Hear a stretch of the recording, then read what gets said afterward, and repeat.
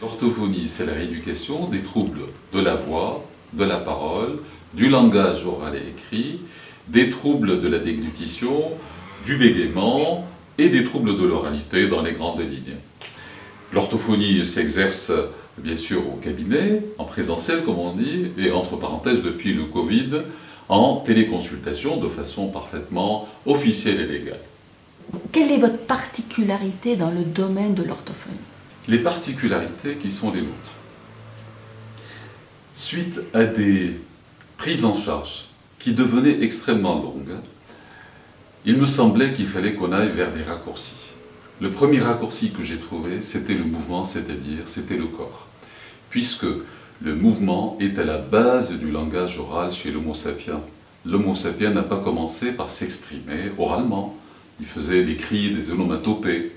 Et il bougeait énormément son corps, ses mains, ses mimiques faciales. Eh bien, ce mouvement-là, que l'on trouve d'ailleurs chez les malentendants, d'accord, est universel. Ce qui veut dire que le gène de la parole, de la communication, est absolument physique, neurologique. Évidemment, dans notre cerveau d'Homo sapiens, eh bien, nous avons une application supplémentaire, on va dire, qui s'est développée avec le temps, qui est le centre du langage. Et donc, cette particularité du cerveau humain associée à cette disposition aussi gestuelle, eh bien, ce mariage-là a fini par nous donner le langage articulé que nous connaissons. J'ai considéré que cela était la base, et puis c'était également une approche beaucoup plus accessible et beaucoup plus agréable en fait aux enfants. Et je me suis rendu compte en fait d'une troisième chose, c'est que le corps n'oublie rien. Le corps, ce que nous faisons avec le corps, constitue une sorte de mémoire. Je peux me souvenir, si j'ai goûté par exemple une pomme, je m'en souviendrai beaucoup plus que si on m'en faisait tout un discours. Donc l'expérience sensorielle et motrice est une expérience en fait mnésique, de mémoire de long terme, et cette mémoire de long terme est localisée dans une zone particulière du cerveau qui s'appelle l'hippocampe, et comme par hasard, cette application-là se situe dans un autre logiciel qui est celui de nos émotions. Ce qui veut dire que lorsque je suis ému et lorsque je bouge, eh bien cela va être ancré de façon mnésique, de façon beaucoup plus durable et beaucoup plus agréable. Ça a été ma réflexion, et puis qui a été soumise à l'expérience clinique. Donc à force de m'entraîner, de m'exercer, de voir ces retours qui étaient agréables et plus rapides, eh bien ça finit par donner une sorte de système d'approche différent, qui est celui qui est basé sur les mouvements d'un côté et celui qui est basé sur les émotions. Comment vous avez appelé cette approche, cette nouvelle approche?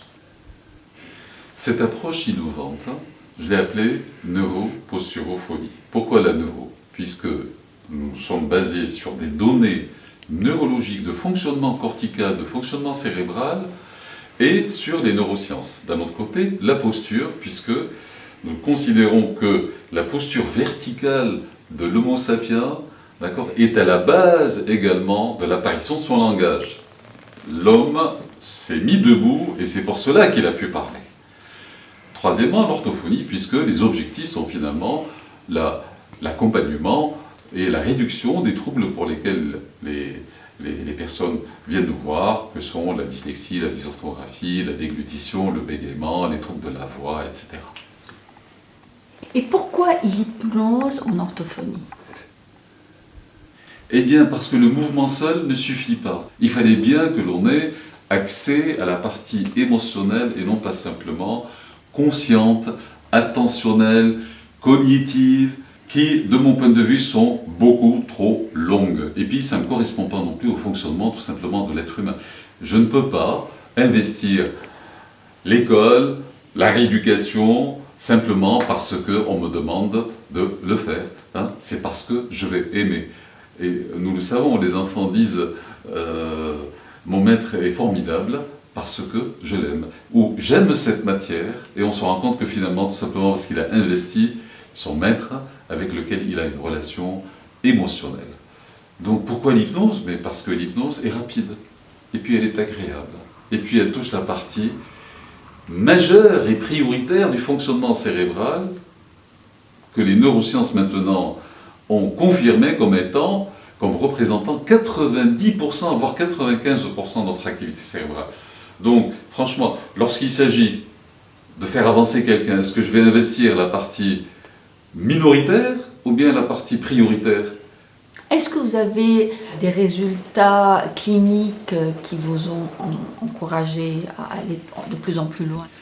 Les résultats de ces innovations, depuis 38 ans maintenant que je travaille, et surtout depuis une vingtaine d'années, eh bien nous avons une évolution plus agréable, plus rapide, plus efficace que les techniques traditionnelles sur lesquelles je me basais jusque-là.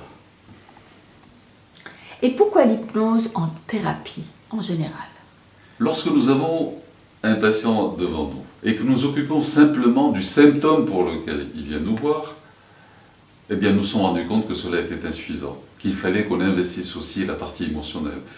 D'un autre côté, si cette partie émotionnelle prime sur la raison pour laquelle il est venu nous voir. Exemple, si un dyslexique vient et qu'il est extrêmement stressé, je ne peux pas travailler sur ce symptôme-là tant que je ne l'ai pas apaisé. C'est pour cela que j'ai choisi de travailler également cette partie émotionnelle dans l'objectif de rendre le résultat de la dyslexie plus rapide et plus confortable. Donc, les deux sont totalement associés, l'émotion d'un côté et le résultat technique pour lequel le patient est venu consulter. Alors l'hypnose, parce que cela est, encore une fois, plus rapide, plus agréable, et ça touche l'inconscient plutôt que la partie consciente et attentionnelle. Hypnose et orthophonie, un livre écrit par vos soins. Est-ce que vous pouvez nous en parler un peu plus? Pour communiquer au plus grand nombre, finalement, ces deux innovations, j'ai récemment écrit un livre qui s'appelle Hypnose et orthophonie, les troubles de l'oralité, tome 1. Cela pour mettre à la disposition du plus grand nombre des professionnels et des familles pour les informer en fait de l'existence déjà de ces techniques-là qui me semblent être innovantes et prometteuses dans l'approche nouvelle des problématiques pour lesquelles on vient nous consulter. Et est-ce que vous avez décrit des cas cliniques dans le livre? Ce livre-là est uniquement clinique. D'accord? Donc nous avons réduit de façon drastique la partie théorique pour que cela soit accessible. Donc nous avons parlé de cas concrets de patients, adultes et enfants, hein, avec les deux techniques mises en place qui sont l'hypnose conversationnelle, c'est-à-dire comment l'on peut toucher l'inconscient uniquement par la parole et l'échange verbal, et de l'autre côté l'hypnose formelle, c'est-à-dire au fauteuil, les yeux fermés, etc. D'accord? Donc dans ce livre, il y a accès à ces deux techniques différentes et à la disposition des familles et des professionnels. Et est-ce que le grand public peut aller sur votre site? Est-ce qu'il peut aussi avoir accès via Internet à vos consultations? Alors comment transmettre tout cela? Il me semblait important maintenant de pouvoir communiquer ces innovations au plus grand nombre. Donc d'un côté, il y a bien sûr l'accès au site, le mien à mersafiline.com et celui de notre institut d'hypnose, éthique.fr, lequel concerne davantage les professionnels et les formations qui souhaiteraient peut-être entreprendre dans ce sens. Merci. Eh bien, merci à vous.